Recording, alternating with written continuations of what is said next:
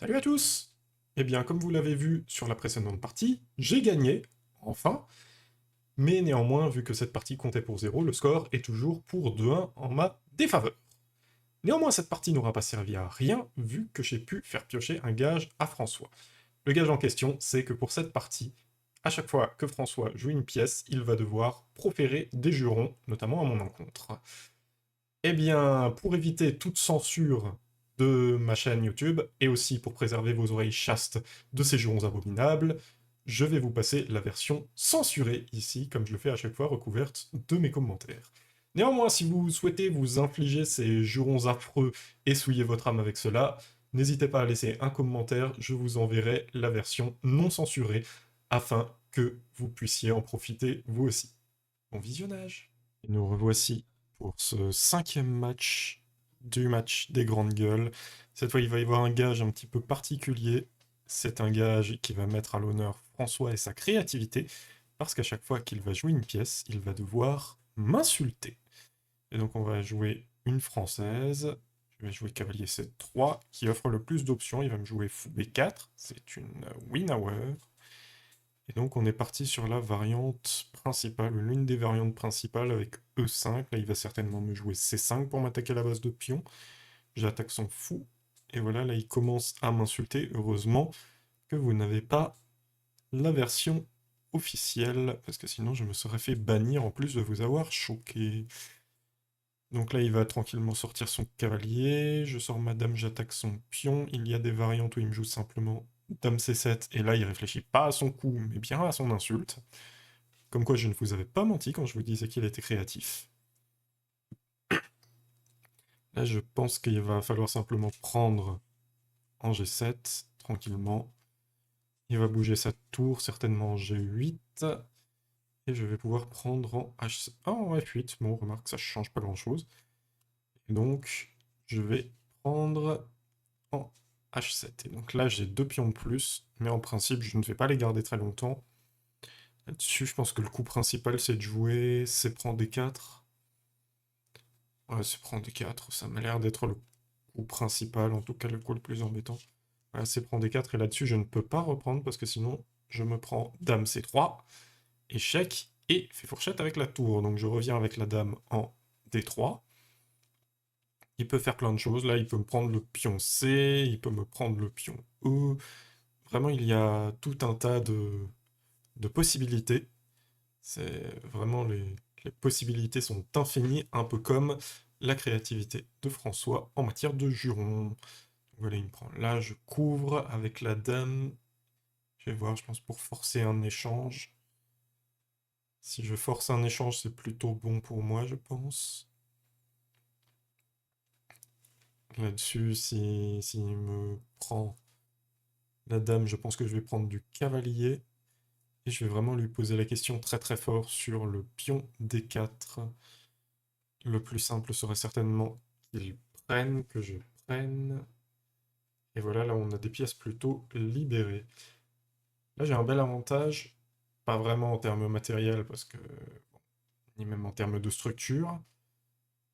L'avantage c'est que son fou, actuellement qu'il lui reste, est extrêmement mauvais, dans le sens où il est bloqué par ses propres pions, et qu'il va avoir énormément de mal à le sortir.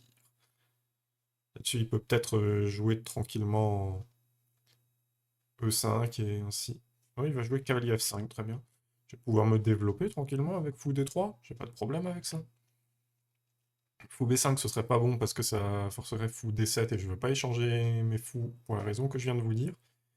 Donc là-dessus voilà. Et là je vais pouvoir roquer tranquillement. Euh, J'essaye aussi de ne pas être déconcentré par le jargon peu catholique de mon adversaire, qui me joue cavalier H4. Là-dessus, j'ai le choix entre G3 et petit roc. Je pense que G3 n'est pas terrible, ça laisse la case F3, donc je vais juste faire petit roc. Et il va me jouer... Là-dessus, je viens de voir qu'il a tour G8, donc de toute manière, je vais devoir jouer F3. G3, pardon. Et lui laisser la case F3, ce qui en soi va être un petit peu embêtant. Donc, là-dessus, oui, je vois pas trop avec quoi il hésite. Peut-être cavalier C6, simplement. Cavalier C6, ça m'arrangerait beaucoup parce que je pourrais jouer tour E1, qui menace énormément de choses, qui me permet de jouer sur beaucoup de fronts à la fois. Mais non, non, non, il va jouer tour G8, et là, ça me force à me prendre F3. Et là, je suis embêté. Et là, effectivement, on essaye de savoir qui est le plus déconcentré de nous deux, entre François qui doit imaginer de nouvelles insultes à chaque fois qu'il joue. Ah, bien évidemment, il fallait qu'Eric arrive au moment où nous proférons des jurons. François profère des jurons. Ça nous donne une allure très mature, effectivement. Alors là, il ne réfléchit pas à son coup, hein, il réfléchit encore une fois à son juron. Donc là-dessus, je vais très probablement aller en H1 pour éviter les répétitions de coups. Je rappelle que j'ai un point de retard, donc j'ai vraiment pas envie de faire nul. Il faut que je joue pour la gagner, celle-ci. Ouais, là-dessus, qu'est-ce qui menace? Il peut menacer plein de choses, mais moi je vais commencer à jouer agressivement là-dessus, sur son aile dame, pas développé. Je pourrais jouer cavalier D6 échec, avec cavalier prend C8, fou prend A6, mais le problème, c'est que ça donnerait beaucoup d'activité à ces pièces, tout ça pour endommager sa structure de pion. C'est pas terrible, je vais juste finir mon développement tranquillement. Et on est pas mal. Alors, là-dessus, je peux menacer plein de choses. Il va me jouer roi E7, voilà, qui est intéressant. Même si effectivement, son verre cache un petit peu sa partie de l'échiquier. C'est pas un problème, il me donne un pion. Je prends le pion. Je suis quelqu'un de fort matérialiste. Donc là-dessus, il doit envisager de jouer des fous D7 pour jouer de tour C8 par exemple. Voilà. A4, donc dans l'idée de jouer cavalier B5 avec une sécurité de plus. Et donc là, il a fini de développer ses pièces plus ou moins. Mais il a quand même un léger retard matériel. E5 est un coup assez embêtant quand même. Donc là, pour éviter les D4, je vais devoir retirer mon cavalier, sinon je le perds. Et qu'est-ce que je peux faire là-dessus? Je peux faire plein de choses là-dessus. Je pense qu'il va me jouer D4 ou E4, et selon ce qu'il va me jouer, je vais retirer l'un de mes deux fous. Ouais, voilà, il me joue D4, je vais retirer mon fou en D2 ou en C1.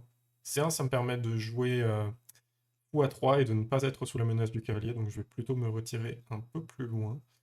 Donc il sort son cavalier, mais je peux le clouer là, son cavalier. Je peux le clouer.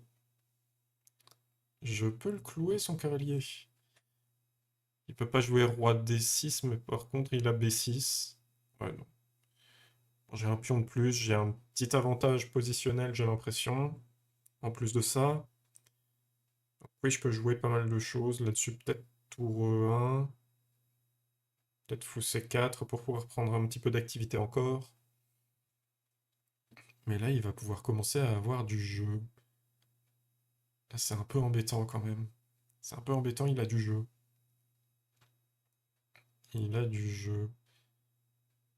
Voilà, il va commencer à jouer activement et mon roi est quand même relativement seul.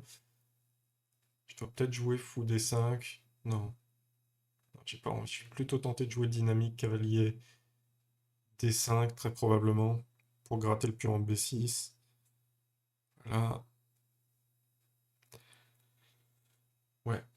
Non, c'est une position qui me semble un peu plus agréable. Et là, voilà, je peux jouer cavalier prend B6 et gratter tout simplement un deuxième pion, menacer une pièce en l'air. Attends, j'avais pas cavalier F6 échec? Oh, j'avais cavalier F6 échec qui en plus coupait toute chance d'attaque. Ah, je l'ai vu, mais trop tard. Et là, je vais devoir me défendre. Et je commence à me faire assaillir de toutes parts. Alors là-dessus, il me menace cavalier H3 qui fait mat. Donc il va falloir que je pare cette menace. Très certainement en jouant un F3 pour bloquer sa grande diagonale. Parce que là-dessus, je ne peux plus jouer fou D5 parce que je perdrais une pièce. Ouais, je peux jouer juste F3 tranquillement. Sur cavalier H3, je joue quoi? Je joue roi G2 et cavalier F4. Ouais, J'ai peur sur roi H1 de me faire mater. Roi F2 n'est pas très bon, mais je vais tenter de me planquer en E1. C'est pas terrible.